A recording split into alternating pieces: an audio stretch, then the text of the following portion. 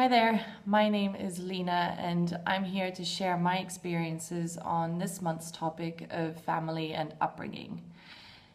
So to kick things off, I'd like to first start by introducing my family. We're a pretty typical family of six. It's my mom and dad who are both Swedish. They would have grown up in fairly small towns in the south of Sweden. I have an older brother, an older sister, and I'm the youngest of a set of twins.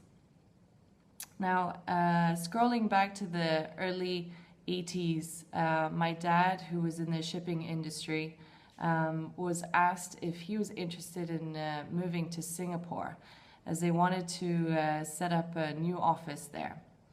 Now, back then it was considered quite a risky choice to move an entire family across the world like that. And also this job didn't come with any, fancy packages or any job security, really. The only thing they could offer was a return ticket back to Sweden if things didn't work out. Also, I'm pretty sure that my parents had to pull out a map and figure out where Singapore was on the map. Even so, I think my parents were instantly sold on the idea. I think that they saw it as a really good opportunity for the family, and also I think it fed into their sense of adventure. So the decision was made, and we moved to Singapore. Now, I was only 2 at the time, so given that I was so young, Singapore really was my reality. It was what I was familiar with, and I really related to Singapore. And as far as I was concerned, Singapore was my home.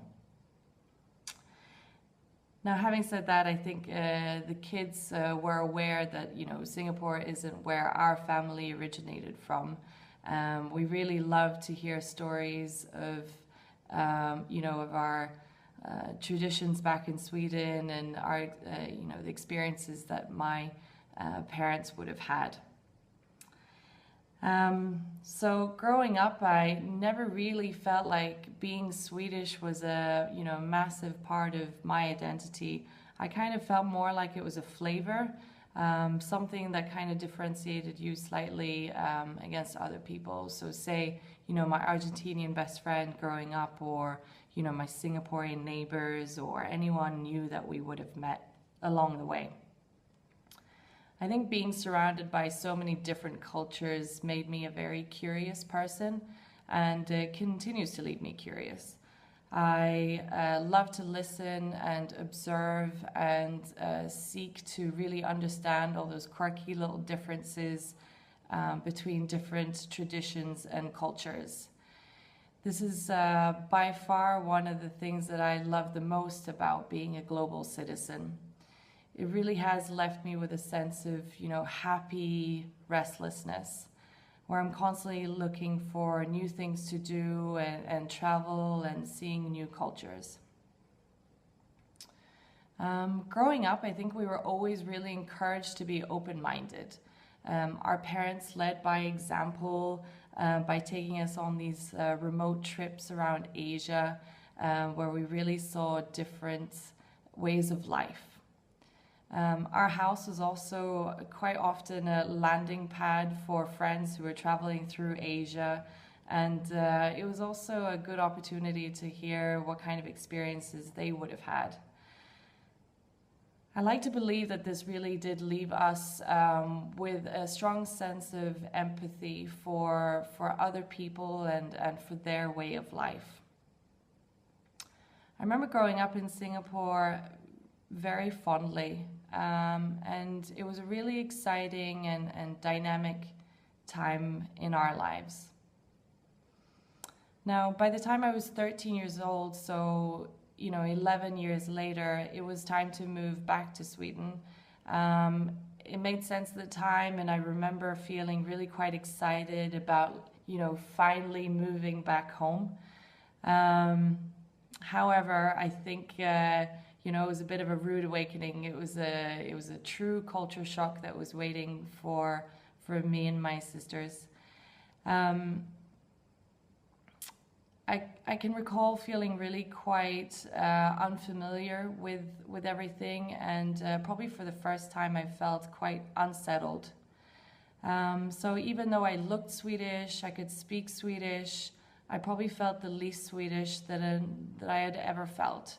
And also I knew that I wasn't, quite Singaporean either. So I didn't really know quite where I belonged. So it wasn't until about a year in when I started to ease into it. I started to, really embrace the change. And not until then was I able to really change this feeling of, feeling unrooted. And I wanted to change it into something that was good. So instead of feeling like I didn't belong to one particular culture, I decided I was going to belong to both. As a family, I felt like we started to pick and choose what traditions we related to and adopted them and kind of made them our own.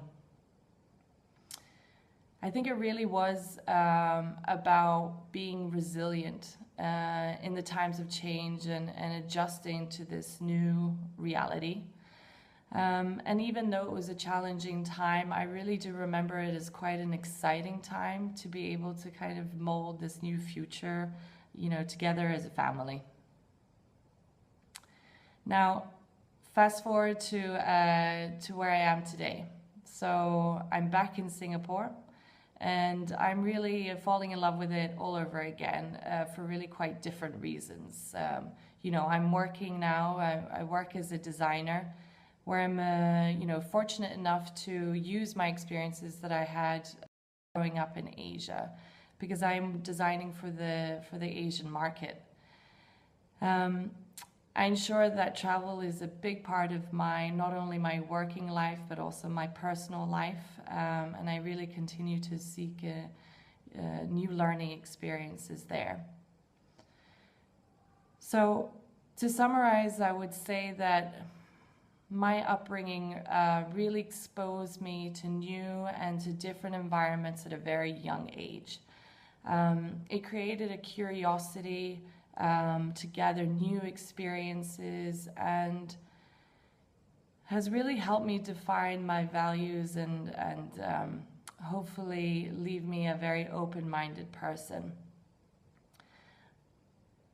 My upbringing has really helped me shape my enthusiastic view of global citizenship, and that's a label that I really relate to. Yeah. So thanks so much for listening.